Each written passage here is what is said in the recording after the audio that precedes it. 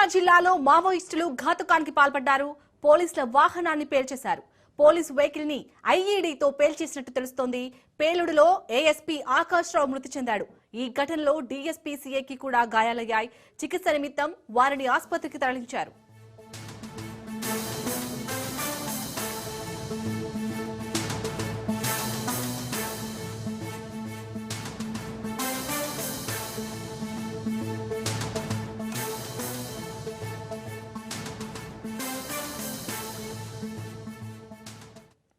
సుక్మా జిల్లాలో మావోయిస్టులు ఘాతుకానికి పాల్పడ్డారు. పోలీసుల వాహనాన్ని పేల్చేశారు. పోలీస్ వెహికల్ ని ఐఈడీతో పేల్చేసినట్లు తెలుస్తోంది. ఈ పేలుడులో ఏఎస్పీ ఆకాష్ రావు మృతి చెందాడు. ఈ ఘటనలో డీఎస్పీ సీఐకి కూడా గాయాలయ్యాయి. చికిత్స నిమిత్తం వారిని ఆసుపత్రికి తరలించారు.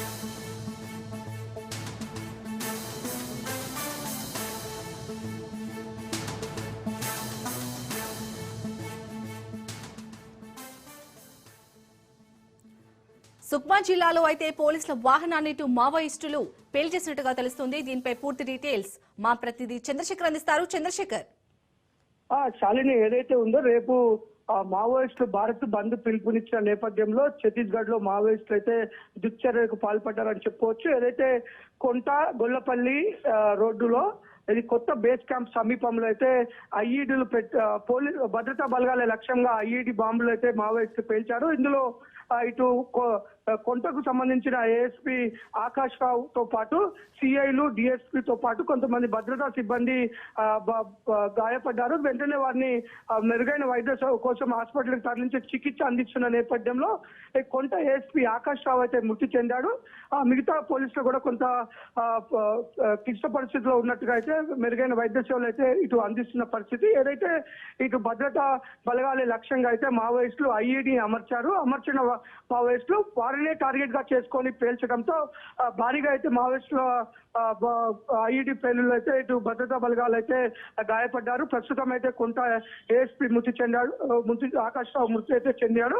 మిగతా వరకు అయితే వైద్య సేవలు అందిస్తున్నారు. ముఖ్యంగా మనం చెప్పొచ్చు, రేపు భారత్ స్పందించిన నేపథ్యంలో ఇటు మావోయిస్టులు ఎలాంటి దుశ్చర్యలకు పాల్పడకుండా ముందస్తు జాగ్రత్తగా భద్రతా దళాలు అప్రమత్తమై పారా కాస్తున్నాయి. అంతేకాదు ఆ కొంట గొల్లపల్లి సమీపంలో భారీగా బేస్ క్యాంపులు కూడా ఏర్పాటు చేసి ఇటు మావోయిస్టుల యొక్క విధ్వంసక ఘటనలు జరగకుండా గస్తీ కాస్తున్న నేపథ్యంలో మావోయిస్టులు ముందస్తుగానే ప్రణాళిక చేసుకొని భద్రతా బలగాలని దెబ్బ కొట్టాలని చెప్పేసి ఈ ఐడి బాంబులు అమర్చినట్లుగా అమర్చిన ఐడి బాంబులు పేల్చడంలో అయితే ఇటు భద్రతా బలగాలకు గాయపడ్డారు. ఇటు ఏఎస్పీ మృతి చెందాడు.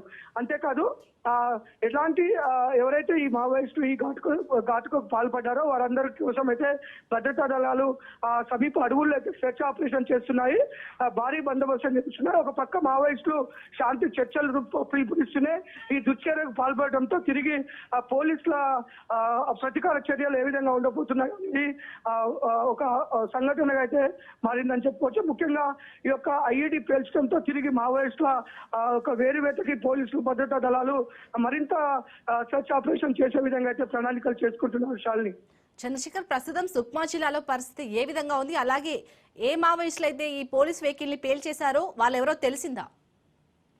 మావోయిస్టులు అయితే ఈ యొక్క ఘాతుకానికి పాల్పడ్డట్టుగా అయితే భద్రతా బలగాలు ఒక అంచనాకు వచ్చాయి. భద్రతా బలగాల యొక్క లక్ష్యంగానే ఈ ఐడి బాంబులు ఎక్కడైతే ఇప్పుడు ఆ సుక్మా ప్రాంతంలో కొత్తగా ప్రస్తుతం కొత్త బేస్ క్యాంపులు కూడా ఏర్పాటు చేసి మావోయిస్టు కార్యకలాపాలకు నిషేధించడం కోసం మావోయిస్టుల కార్యకలాపాలు జరగకుండా ఉండేందుకు కొత్తగా బేస్ క్యాంపులు ఏర్పాటు చేయడంతో కొంత మావోయిస్టులు కూడా ఇబ్బందికర వాతావరణం ఏర్పడడం జరిగింది. అలాగే రేపు మావోయిస్టులు భారత్ బంధించిన నేపథ్యంలో రేపు మరిన్ని ఐఈడీ బాంబులు పేల్చి ఇంకా కొంత చట్ట వ్యతిరేక కార్యక్రమాలు చేసే విధంగా ప్రణాళికలు చేసుకున్నారని ఇటు భద్రతా బలగాలకైతే పూర్తిగా సమాచారం అందింది. ఆ నేపథ్యంలో అలాంటి ఏవి జరగకుండా ఉండేందుకు కట్టుదిట్టమైన భద్రతా ఏర్పాట్లు చేస్తున్న ఈ యొక్క భద్రతా బలగాలను లక్ష్యంగా చేసుకొని మావోయిస్టు పేల్చిన ఈ ఐఈడీ బాంబుతో మాత్రం ఏఎస్పీ ఆకాశం మృతి చెందడంతో కొంత ఉద్రిక్త వాతావరణం అయితే చేసుకుందని చెప్పుకోవచ్చు. చాలి, రైట్, థ్యాంక్ యూ చంద్రశేఖర్.